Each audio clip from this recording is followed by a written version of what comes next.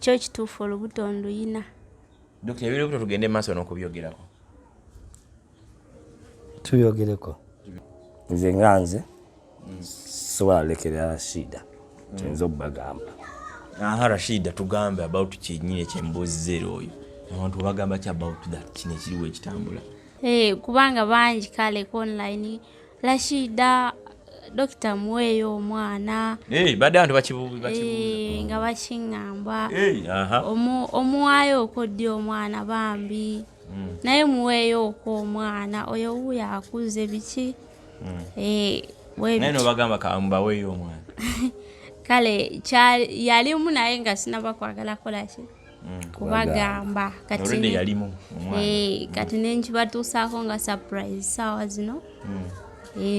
Nti kyo kyabaddewo weera weekiri saawa zino. Mune Uganda tukwaniriza okuva ebweru era nga tuli beeteefuteefu okutambuza. Tulina obumanyirivu mu kuvuga ate era ku miwendo egisaanidde. Kati nno gwe yeetaaze okupikinga ku kisaawe okutuusa ewaka ewuwo tweyune. Ate era naawe ateekateeka okugenda ebweru twekwate tukutambuze okuviira ddala ewaka paka ku kisaawe. Kati nno mwanattu toddamu kumenyekana migugu ng'entambula weeri. Tukubire ku ssimu noti 7 noti 6 94 729 oba noti 78 29 52 155. Kale nze Sonko Muhammadi twongera okubaanirizaako. Tuli mu kutugwa Good Talent, tulina ino side eno YouTube channel ya Katiko Family. Tubadde tutemu kwa kabanga nga ku YouTube eno kutukolera nga temulaba bantu bano bendi nabo. Tulina Rashidah, tulina Katiko ne Mahadi wuno wali waneeno. Twagala okubeera nga tubabuuzaako mulimu kya bulamu gyasinzira okubeera nga tulaba mu nsi ez'enjawulo. Tulina abantu bafa tulabira mu diaspora, mulimu abantu bafa tulabira no ku butaka Uganda, naye tulina abantu abategeera Oluswayiri bangi especially ku akaunti ya Katiko. Abali Kenya, abali Tanzania, ne mu nsi zonna okwetooloola eggwanga. This is not our first time okola interview n'abantu bendi nabo. Nate Rashidah tubadde nga tukola na interview okuva emabega. Mujjukira tugenda kati oba mu bbanga lya myezi nga 8 kumpi mwaka. Nga tujja tukola interview okuva nga ali e Kanono. Wabao like ebyajjawo ne Katiko ne tubeera nga tutambuza akazannyo kaffe kano. Tuli ku mukutu gwa TikTok nze Sonko Muhammadi oba Sonko wona abo wanti tujja bonfuna bano noonyiza ku Rashidah nti Rashidah yugi ojja mufuna oba Dr DR then ekigambo Katiko ojja kubeera nga naye omufuna side eyo. Kakati twagala okubanga ate tubabulya kyekiriwo ekigenda mu maaso. Rashidah abadde mulwadde ndoza mulabera ina kanura ajja kubanga yeeyogerera because interview wano fe wetujja tunyumya nammwe then buli omu abeera nga atayogera kyekiba kigenda mu maaso. Rashidah obulamu buli butya? Obulamu buli awo buya mpola mpola bwakutetenkanya. Obulamu bwakutetenkanya mpola mpola. Omukulu Katiko gy'oli? Gyendi taata. Kiri kitya side eyo oli kiriya? Lipowa. Oli powa mpola mpola. Okay. Rashidah ky'obulamu buyita bwakutetenkanya? Gajja ku bijjeko bya kuba like tukola interview jako bujja era ogira n'otulayo. Obulamu kale mbaddemu obulwadde nali nalwalamuuko kati maze weeks 2 era ng'era nkyali ku treatment. Typhoid yanuma. Typhoid yakuluma kwera mbali ngenda kubuuza kyekigwa typhoid. Typhoid ayita mu kunywa amazzi amabisi bibala nga tobyesiga n'ebirala like gukyava ku kiggwe. Kunywa amazzi mabisi. Lwaki onywa amabisi nga tosobola onywa amafumbi? Nze nali nkitwalanga bwentyo kuva dda. Nga gonywa amabisi? Ngati ojja kulwala ate n'okufa gye kuli era osobola. Kati naboneredde bwannumyeko naboneredde. Omukulu Katiko golikira tolina wakuluma? Ndikiriya. Abadde nga babuuza bakola live olizo okweka Katiko gundi aliwa Katiko obadde nga obaddamu ki? Mbaddamu tijali naye jakulu. Jokameza ku ddoboozi kulenga litamti aha. Nera mbaddamu gamba jali ajja kuba bulungi ntanaye mulwadde mukko. Alwala mukko kale n'abaana atambula mukko n'agenda kufunako. Yagenzeewo. Agendako wa mama. Tumwita mama waffe omulungi. Manyi wano osobola okubanga omuyina nenga keya ya mama ate yesu osobola okugirako bayaba mumanyi okusinga abamanyi nti omwana wange nsobola omugira bwenti ne bwenti nga bwe mmanyi ebyabakyala naye nga si wabi okutwaliza awamu mpolampola. Okay, tugenda mu maaso tuline Katiko family okutwaliza ewamu awo tuli TikTok ekintu kitambula manyi gwe kubuuza ati sometimes mbuza on behalf of abalaba bera batulaba eyo TikTok naye simbi just bitambula mu mpolampola olumu ne bubango ebigira webityo. Okay, that's lwakuba nti abamu bamanyi okutuuka ne batandika ate okunooma mukko nga banooma ki nga bagamba biki webityo bibaawo. N'emirimu mutuwe bannaye emirimu mutuwe emirimu tetuyinza obbasaba mutuwe emirimu okwadvertisinga okukola ki obulango eyo lwevuga teyekutula isigala recordinga.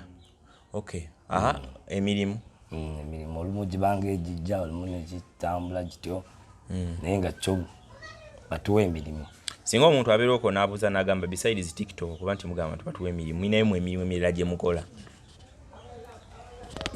Tulina kale nga boga just lwakuba nti ekikyabulamu bakiyita batya entandikwa ekibuuzo oba okizeemu kibaliga muyina emirimu gye mukola oba mukyatunulidde online.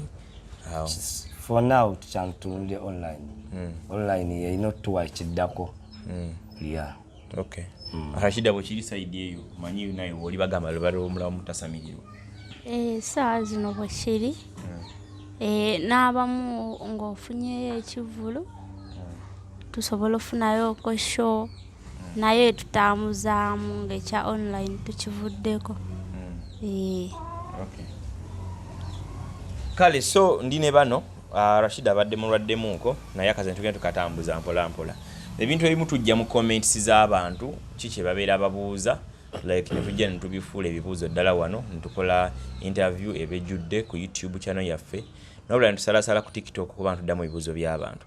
Rashidah ntubadde bakulaba nga okola video nga bakomentinga badde basinga commentinga comment ki yomanyi etali ya bulijjo basinga commentinga Comment ya mwana mulala nga balaba figa etandisa okola ki okukyukamuuko kagambe ey'olubuto. Naye mbadde kale ebiseera ebyo nga siri mwetegefu kubagamba nga sinayagala kale njagala nkibatuuseeko nga surprise bakirabe bulabi nga kikoze eki kigenze mu maaso nga kikibabalabe kiba kigenze mu maaso olubuto balabe bulabi nga like nga tolwogerako naye nga lwolukula bukusinga lugenda mu maaso kati then after ate bw'omaze oluvannyuma lwemaliriza anti era natuuse ekiseera ne ŋŋamba kati we nalaba nti balulabye nga nvaayo nga mbabuulira ekituufu kuba saagala babeerawo mu kwemulugunya kwebuuza nti oba kituufu oba si kituufu. Kyo kituufu olubuto nduyina. Dokita eby'olubuto tugende maaso n'okubyogerako. Tubyogereko okyogerako kyekyolubuto nera olubuto sinti olubuto tuyina olubuto tuyina olubuto lwaffe era saawa yonna batuyita mama tuusu ne tata tuusu. Rashidah ekyolubuto okiri alinga air eri abantu babeera bali eyo nti oli otya ku kyolubuto nduyina era saawa zino guno omwezi ntambuza mwezi gwa 7 nga lugenda weza emyezi 7 kitegeeza omuntu azalira ku myezi si 9 kitegeeza giba 7 waliyo 8 9 waliyo emyezi 2 tuli mu mwezi gwa kigwa 10 tuli mu gwa 10 kitegeeza kuba nga kuzaala kuba kusuubirwa mu December oba January awo nga atandika obeera ojja kuzaala. Bibuuzo bingi ebiyinza okubeera nga bijja nalabako omukyalo nga comments ng'agamba Rashidah maama neero oli lubuto olulala nga comment nze lwakuba comments zibadde nga teziddibwamu nga bw'ogambye nti oli tuyagala kukyogerako paka nga lumaze kuvaayo tegeeza tugenza otandika okukola campaign okubanga etrendinga byonna ebigenda mu maaso olubuto lubadde nga mweluli ekitegeeza lubadde ngamu. That means mwagenda okuva embalala lwe nasembayo okuba nti tukwatagana ne mujja ogwe mwenna ne Katiko okukomawo waneeno olwedde olubuto lubadde nga weeruli lubadde ngawo. kuba nange nabitegeera luvannyuma twakiteesaako ne tugamba kati tutuuse ekiseera ekyaffe kye tunaayagalira okulwanjuliramu tulwanjule. so omukyala yakomenti ng'agamba Rashidah maama neera oli lubuto lulala. Oyo waabuuza ekyo ekibuuzo nti neera oli lubuto lulala muli ki ekikujjira mu bwongo ofuna ki? Anti aba asuubira nti ebyaliwo ku mwana eyasooka bye bigenda obeerawo ku mwana omulala. Naye nga sikisuubira kubeerawo kuba laavu yaffe nammwe mugiraba abalabi ebbanga lyeryo. Ekibuuzo kimu kankibuuze Dr Katiko. Oli yakomenti nga n'agamba Katiko Rashidah maama neera oli lubuto lulala okitegeera nga kyo kifuna otya ggwe oli wabuuza bw'atyo? Neera bamanyi nti ebyaliwo okuva ku mwana ono eyasooka bye biyinza okubeerawo ne kati abasuubira nti Rashidah agenda kuddamu atuuke mu mbeera eri gye yalimu ng'akola ki? Embeera yali etya bw'oba wagiwulirako bw'ogezaako gisiga ekifaananyi? Embeera teyali nnyo fine kuba ye nga ye yahasolinga yekka ng'omwami akoze ki amulekeredde segeera n'ayita mu struggle ye nga ye omukyala nga tayise nti n'omwami naye ali mu strugglingira ali mumufaako ekiri naye si ffe nga ffe kati kye tuliko ffe nga ffe we are struggling for ffe nga ababiri tewali kulekerera munne. Mustrugglinga mutya obuteekeera ku makya nti ssente zibuze obuvunaanyizibwa omwadduke omwasigale nga obuvunaanyizibwa nga bukwasaganya yekka mwetegese mutya Katiko? Nze kyange focus esooka tuli nnyo kale abantu abatuwadde okwagala gye bali neera in time twali tusuubira walimu abamu nga asobola okutuwayo ku magezi tuba tufuna oba ka bizinensi tubeerereko tukwatagane ffenna nze nga ne Rashidah tubeeko naffe kye tukola ki kye twetegekera ffe nga ffe. Rashidah weetegese otya because all in all wadde kubaako omusajja oba kino olubuto gw'abaalulina singa omusajja akeera ku makya n'adduka olubuto gw'abaalulina era n'omwana gwamusigaza gwabeera naye si bwe kiba bw'ogenda okuzaala muleeba wano nga mufuna olubuto muba babiri naye ogenda muleeba obayo bwomu n'abasawo omusajja ayinza obutaba wa mugaso nti obasika omutwe nti obajjeyo akagulu okitegeera gwoba weetegese otya financially n'ebirala byonna kubanga oli yakomentinga nti maama ne lubuto lulala wannyonnyodde n'ogamba nti olina bye wayitamu bingi bye wannyonnyola kuno weetegese otya obutaddamu kuyita mu mbeera eyenzibu ennyo embi ku mulundi guno? Buwagizi bw'abantu n'emirimu gye bampa kale nti ninayo challenge yange ey'oluyimba njagala onkolere kale n'omutima gw'obusevinzi bw'oba ogulina tosobola kaluubirizibwa mu bintu byonna. Ebimu bikaluubiriza ebirala tebisobola.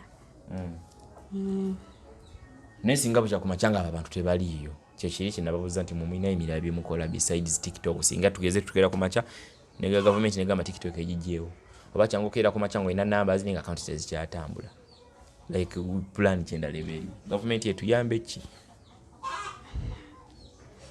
Era ekyo kyenyinzanga okuteekawo kubanga obwesigwa bwange bwonna mutadde ku mwami wange Katiko.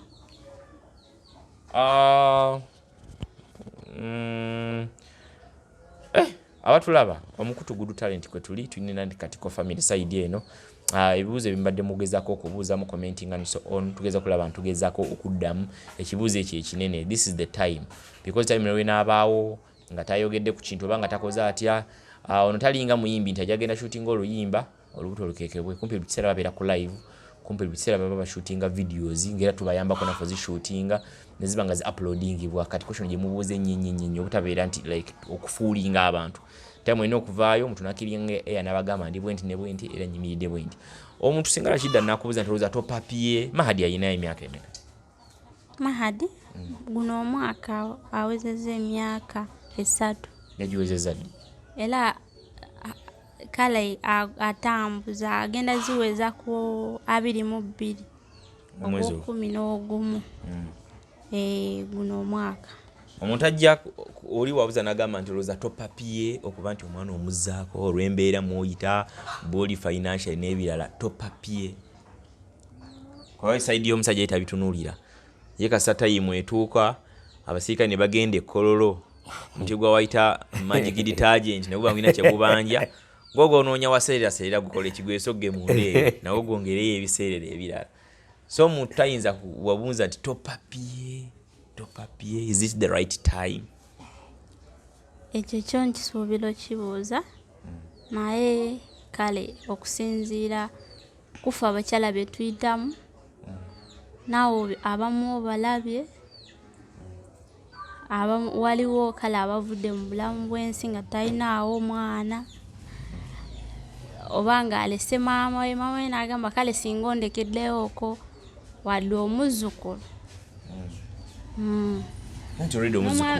n'omwami wange Katiko kati naye aba yeegomba okubeerako n'ezzadde lye lyalabako awo nti ono aliwo siwe n'aba yeetaaga owuwe kuba amulabiridde okutuusa wano sawa zino waali emyezi emitono gye tubaddeko naye kati sawa zino si mitono kuba naye aba yeegomba okubeerako n'owuwe kyekyo y'ensonga yeeyo ekitegeeza singa onaakeera ku matugeze nga toliina muntu gw'oba olina ofuna omulala era naye oba olina omuzaalirayo era omulala omwana mba nina naye tulina kukiteesaako si buli kintu nti omala gakola musooka kuteesaamu ng'abantu ne mukiwa solution kati kebyolubuto byajja bitya what is was it accidentally was it in plan like kyali kitya tunnyonnyolemu okwo tulabe saidi tenyinza okugamba azinga bw'ogamba nti otuuse n'oyogerako n'omuntu nemunyumyamu naye nga mmwe mwennyini mulaba nti ate kyemuliko ate kyo kiyinza okuba nga kyanjawuloko ku kyabalala ng'olaba nti kale buba ng'olaba obwagazi bwe muba mufunye bungi tekiba accidentally kale olumu mukiyita accidentally naye kisinziira n'obwagazi bwe muba mweyinako bwe buba nga bungi era kibaawo ogenda ogiraba oti tish bagamba enjovu teremererwa amasanga gaayo olweddeyo buli kimu okukifayita up to last moment Katiko ndirede bagamba most of the times kimanyi njogere yonna wali yandaba ogimanyi bulungi nnyo nti oyinza obutamanya kikakyo antilo nga maama wakedde ku makya n'akola kinava mu bulamu bw'ensi eno n'agamba nti nkulese mu kika ky'ab'eŋŋonge naye it is very possible ku myaka gya 2-3 maama n'akeera ku makya ku magulu ge n'agamba nti mwana wange toli waba ŋŋonge oli mu bamamba oli muzzukulu wa Gabunga oba oli mu Benkima bazzukulu ba Mugema oba kale oli mu ewalala wonna oba okitegedda bulungi nnyo Rashidah tutalabyeko several times nga abasajja bavaayo oba mwama ayinza obba afudde omusajja ono n'avaayo n'omulala n'avaayo ne balwanira omwana bamu balwaniddeko embuto abamu asulawo obuvunaanyizibwa bwe kati nga bwolaba Mahadi nti watunyumiza taata we embeera gye mwayitamu ne bakugoba ewaka wali wa lukindo n'okola otya n'oyingira karaoke n'okola so on ku time eno ng'omwana yeyagaza abamu nga balina ku social media bakola sene nga mulabya fresh kid n'ewalala wonna oli asobola ovaayo ku last moment n'akeleyiminga omwana wange mumpa omwana wange naye nga time eri gyoli omwetaagiramu nnyo nga yadduka obuvunaanyizibwa n'abaawo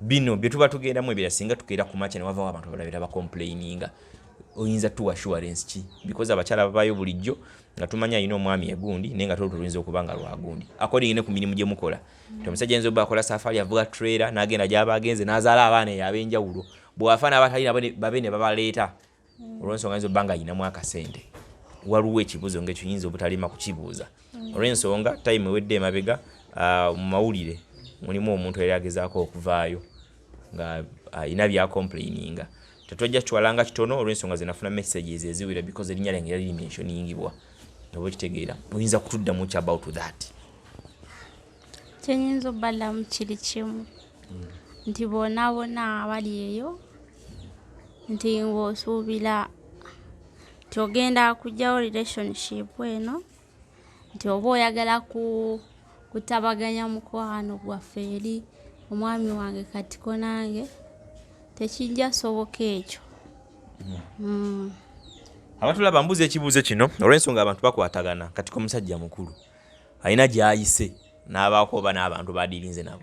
Rashidah the same time naye nana gy'ayise naliringa n'abantu ab'enjawulo. Tosolokera ku makya n'avaayo ng'akeleiminga nga mukazi ng'agamba we bba wange yandekera n'omwana mu nnyumba temwe mbalaba mweyagala mulya ssente ku kitimba mukozesa amasimu ga bbeeyi mu abantu baba following abangi oli n'ava na complaininga nga lwanira Katiko ng'ayagala oba tuso obulabe oba ekintu kyonna ku wani.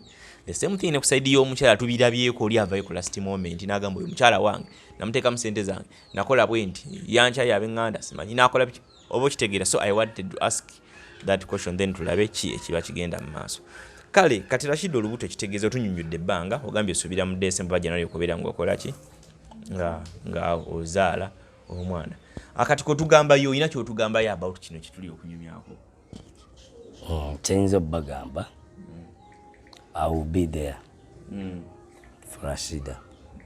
Jabeerawo nensinga kwagala support yammwe mwenga mmwe bafaani baffe. Support etya? Support as in kutuwaayo ku magezi ne is it fundraising?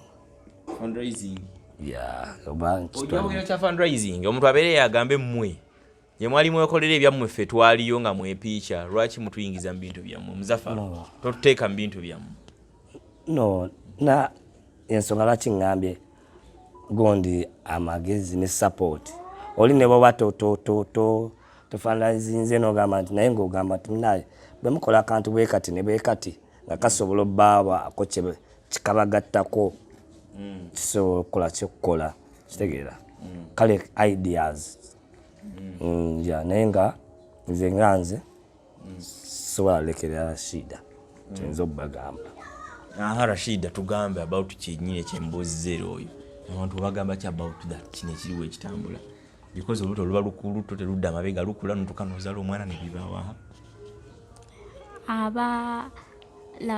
kaŋŋambe nti kale abakisiimye akyagadde wali waddembe okuvaayo abayagadde ekintu okuba nti wafunye olubuto mweyagala nnyo kubanga bangi kale online Rashidah Dokita muweeyo omwana badde abantu bakibuuza nga bakiŋŋamba omuwaayo okoddi omwana bambi naye muweeyo ok'omwana oyo wuuyo akuze biki naye nobagamba kambaweeyo omwana kale yalimu naye nga sinaba kwagala kolaki kubagamba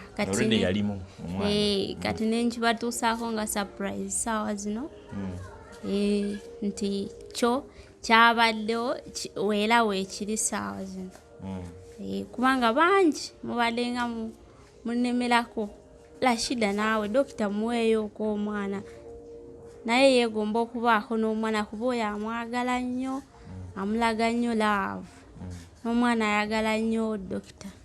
Tongera obajjukiza nti kola airport pickups nze Sonko Muhammad kambrekinge mukati nnyo mune Uganda tukwaniriza okuva ebweru era nga tuli beeteefuteefu okutambuza tulina obumanyirivu mu kuvuga ate era ku miwendo egisaanidde kati nno gwe yeetaaza okupikinga ku kisaawe okutuusa ewaka ewuwo tweyune ate era naawe ateekateeka okugenda ebweru twekwate tukutambuze okuviira ddala ewaka paka ku kisaawe kati nno mwanattu toddamu kumenyekana migugu ng'entambula weeri tukubire ku ssimu noti 7 noti 6 7 9 7 7 oba noti 7 8 2 9 5 2 155.